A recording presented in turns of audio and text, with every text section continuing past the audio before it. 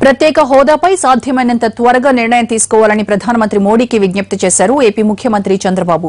ప్రధానితో గంటన్నర పాటు సమావేశమైన బాబు రాష్ట్రం ఎదుర్కొంటున్న సమస్యలను ప్రస్తావించారు. ప్రత్యేక హోదా, విభజన హామీలతో కలిపి మొత్తం 12 అంశాలను మోడీ ముందుంచారు. విభజన సమస్యల నుంచి గట్టెక్కించేందుకు ఇచ్చిన హామీలన్నింటినీ నెరవేర్చాలని విజ్ఞప్తి చేశారు. లోటు భర్తీ, అమరావతి నిధులు, పోలవరం, పారిశ్రామిక రాయితీలు, విశాఖ రైల్వే జోన్పై చర్చించారు. కరువు నివారణపై రాష్ట్రం తీసుకుంటున్న చర్యలను మోడీకి వివరించారు బాబు.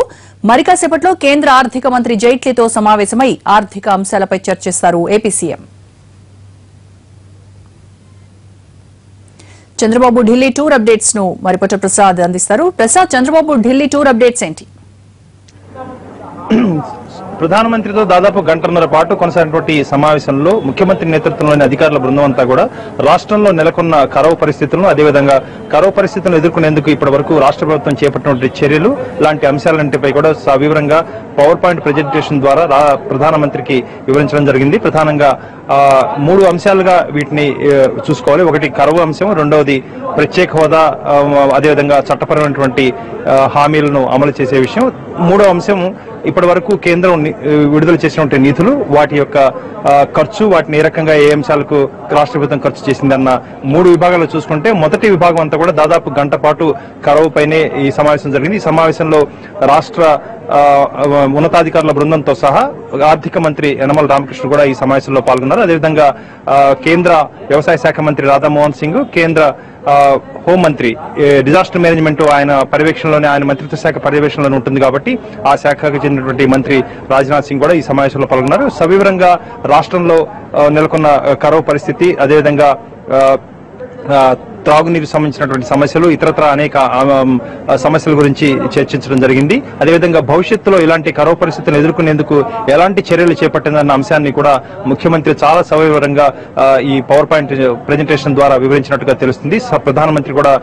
ప్రధానమంత్రి నేతృత్వంలోని కేంద్ర ఉన్నతాధికారుల బృందం కూడా చాలా సంతృప్తి చెందినట్టుగా కూడా సమాచారం తెలుస్తుంది. అయితే ఆ తర్వాత 20 నిమిషాల పాటు ప్రధానమంత్రి, ముఖ్యమంత్రి ఏకాంతంగా ముఖాముఖి చర్చలు జరిపినట్టుగా తెలుస్తుంది. ఈ సమావేశంలోనే ఈ ప్రత్యేక హోదా, అదేవిధంగా రాష్ట్రం కేంద్రం విడుదల చేసిన నిధులు, ఇప్పటి వరకు రాష్ట్రం చేసినటువంటి ఖర్చు, వీటన్నిటి కూడా సవివరంగా ప్రధానమంత్రికి వివరించినట్టుగా తెలుస్తుంది. దీనికి సంబంధించి ప్రధానమంత్రిని చాలా గట్టిగా కూడా కోరటం జరిగింది. ప్రత్యేక హోదా అంశంలో ఒక నిర్ణయం తీసుకోవాలి, ఇది రాజకీయ అంశంగా మారి ఇది మరింత ఇబ్బంది పెట్టే అంశం కాకూడదు, దీనికి సంబంధించి అత్యంత త్వరగా దీన్ని పరిష్కరించాలన్న అంశంపై కూడా ముఖ్యమంత్రి చాలా గట్టిగా ప్రధానమంత్రిని కోరినట్టుగా తెలుస్తుంది. ఆ తర్వాత రాష్ట్రానికి నిధులు మంజూరు చేయటం ఒక వంతు అయితే, ఆ నిధులు మంజూరైన నిధులను విడుదల చేసే విషయంలో కేంద్ర ప్రభుత్వం చాలా జాప్యం చేస్తుందన్న అంశాన్ని కూడా కేంద్ర ప్రధానమంత్రి దృష్టికి రాష్ట్ర ముఖ్యమంత్రి చంద్రబాబు నాయుడు తీసుకెళ్లినట్టుగా తెలుస్తుంది. అయితే ఇప్పటికే ప్రధానమంత్రి కార్యాలయం, అదేవిధంగా వివిధ మంత్రిత్వ శాఖలు, చట్టపరంగా ఉన్నటువంటి అనేక మంత్రిత్వ శాఖలకు సంబంధించినటువంటి మంత్రిత్వ శాఖలన్నింటి కూడా ఆదేశాలు జారీ చేయడం జరిగింది. ఎలాంటి జాప్యం లేకుండా నిధులను వెంటనే విడుదల చేయాలని, చట్టపరంగా ఉన్నటువంటి అనేక అంశాలను అధ్యయనం చేసి వాటికి సంబంధించి తగు రీతిలో వెంటనే స్పందించి మంజూరైన నిధులు, అదేవిధంగా నిధులు కనుక మంజూరు కానట్లయితే వాటిని మంజూరు చేయించుకునే అంశంలో కూడా కేంద్ర మంత్రిత్వ శాఖ చొరవ చూపించాలన్న అంశాన్ని కూడా ఆదేశాలు జారీ చేయడం జరిగింది. మొత్తానికి ఇటు కేంద్ర ప్రభుత్వం కూడా చాలా సానుకూలంగా స్పందించినట్లుగా ముఖాముఖి సమావేశం అనంతరం కూడా ముఖ్యమంత్రి తన సహచరుల మంత్రులతోనూ అధికారులతోనూ వ్యాఖ్యానించినట్టు తెలుస్తుంది. కాబట్టి కొంత మేరకు సానుకూలమైనటువంటి దృక్పథంతోనే కేంద్ర ప్రభుత్వం వ్యవహరిస్తుందన్న అంశం కూడా దీని ద్వారా తెలుస్తుంది. అయితే ఇదే సమావేశంలో, ముఖాముఖి సమావేశంలో చాలా స్పష్టంగా